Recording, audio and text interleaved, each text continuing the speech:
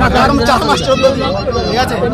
দেখো আমরা আগে পার্টি করতে গিয়ে কেস খেয়েছি, কিন্তু এই লড়াইটা, এই কেসটা বাস্তবে বলছি, তখন আমরা 21টা কেস খেয়েছিলাম, আর এই 22 নম্বর কেস আমাদের এত আনন্দদায়ক, এত মুহূর্তটা, প্রত্যেক মুহূর্ত আমরা সুন্দর উপভোগ করেছি। কেন এই লড়াইটা আমাদের পার্টির লড়াই ছিল না, কবরস্থান, মসজিদ, মাদ্রাসা, ঈদগাহ, দরগা এইসব বাঁচানোর লড়াই ছিল।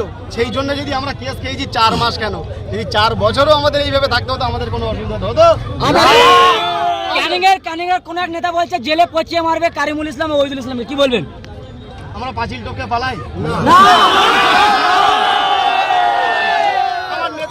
আমাদের নেতা পাঁচিল টপকে পালিয়েছে?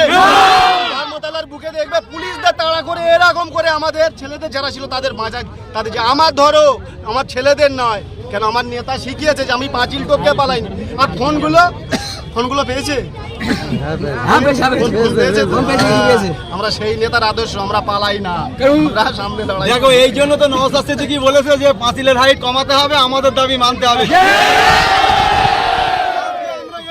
মাটিতে দাঁড়িয়ে আজকে আমরা কথা দিয়েছিলাম যে আমরা মানুষের অধিকার ফিরিয়ে দেবো।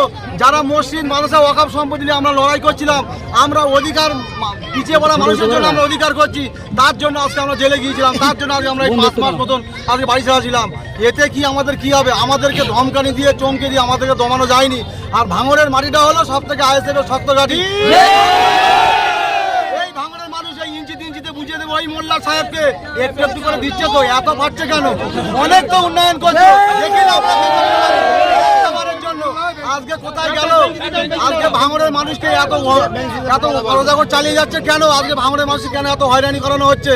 আজকে ভাঙড়ের মানুষকে কেন মারানো হচ্ছে? এর জবাব কিন্তু ওই মোল্লা সাহেবকে দিতে হবে।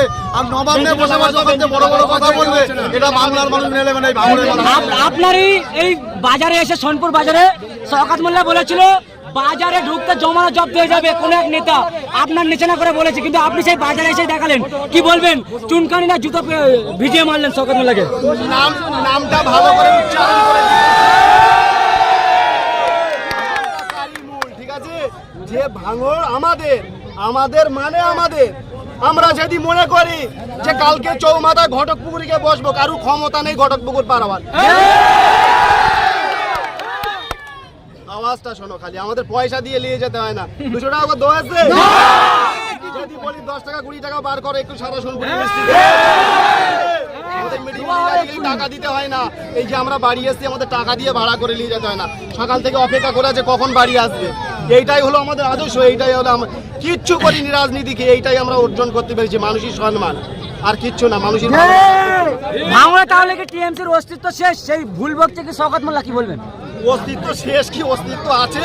26-এর আল্লাহ যদি বাঁচিয়ে রাখে, আর ওরও যদি বাঁচিয়ে রাখে, 26-এ বুঝতে পারবে। এই তো কাশীপুরে মনে হয় পার্টি অফিসের সামনে একটা বাইক দেখছিলাম, মানে কখন স্ট্রোক হয়ে যায় এরকম একটা বাস। আমার মা বোনেরা যে হিসেবে একটা কথা বলেছে, আতা গাছে পাতা নিয়ে, পাতাটা ছোট ছোট ওই জন্য বলে ফেলেছে। তো সেই আমার মা বোনের বিরুদ্ধে মিছিল করতে গিয়ে এরকম করছে না, হার্ট অ্যাটাক করে গেল। এই তো 30 লাইন থেকে এসছি, যতটা দম তখনও ছিল, যতটা গলার জোর তখনও ছিল, এখনো ততটা আমাদের জোর আছে। কথা বলতে গেলে হাঁপাই না। আর ভাঙড়ের মানুষ, এই যে মনে করে পিছনে লোক নিয়ে ঘুরছে, ওটা ভেবো না। ভাঙড়ের মানুষ, টিএমসি নেতারা, এরা বাড়ি যদি পান্তা খায়, অন্য পার্টির বড় লিডারদের সাথে গিয়ে বলে বাড়ি বিরিয়ানি খেয়েছি, এদের হাল হলো শুনে রেখে দাও। আগামী দিন কি বার্তা দেবেন ভাঙড়ের মানুষের জন্য? যেভাবে ওয়াকফ আন্দোলনে মিছিলে আসার জন্য মিথ্যা কেসে ঘরের জানালা ভেঙে পুলিশে তুলে এনেছিল বা সাধারণ মানুষকে অত্যাচার করা হচ্ছিল, কি বলবেন? পশ্চিমবাংলার জনসাধারণের একটাই কথা ভাবা দরকার যে মুসলমান টুপি পরে আন্দোলন করতে গেলে তার নামে কেস হবে, তাকে অ্যারেস্ট হতে হবে। কিন্তু শুভেন্দুর মতো নেতা চিল্লিয়ে যদি পুলিশদের মা বাপের কাছেও যায়, নেতা মন্ত্রীদের দিদিরও মা বাপের কাছে, ওদের কোনো সমস্যা নেই। পশ্চিমবাংলার মানুষ এটাই শিক্ষা লাভ যে আমাদের যাদের বাজে মোল্লা আছে, শেখ আছে, তাদের লড়াইটা অন্যভাবে আমাদের গণতান্ত্রিকভাবে আমাদের করতে হবে। আমাদের জন্য কেউ নেই।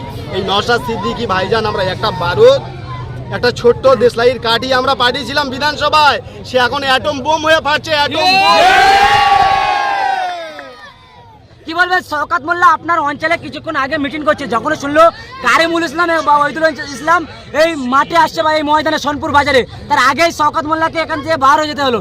ভয় পেলো না আতঙ্ক? কোনটা? নামি কথা বলি, দুটো নামই যথেষ্ট। আমাদের সেনাবাহিনীরাও সেরা। এদের যদি বলি সারা রাত থেকে না খেয়ে থাকতে হবে, সারা রাত এইবে না খেয়ে থাকতে হবে। এরা বাস খালি একটু পানির ব্যবস্থা করে দেই আমরা, এই যে আমরা একটু পানির ব্যবস্থা করে দেই। আমরাও না খেয়ে 42 দিন পিসি খেয়েছি 42 দিন ভাই, এরকম না খাওয়া মানে পড়েছিলাম। কিন্তু আমাদের নেতা কর্মীরা নেতা বানিয়েছে, এরাও 42 দিন 50 দিন না খাওয়া দিলে পানি খেয়ে শুয়ে থাকে, এরা শুয়ে থাকবে। ঠিক আছে, খুব সুন্দর।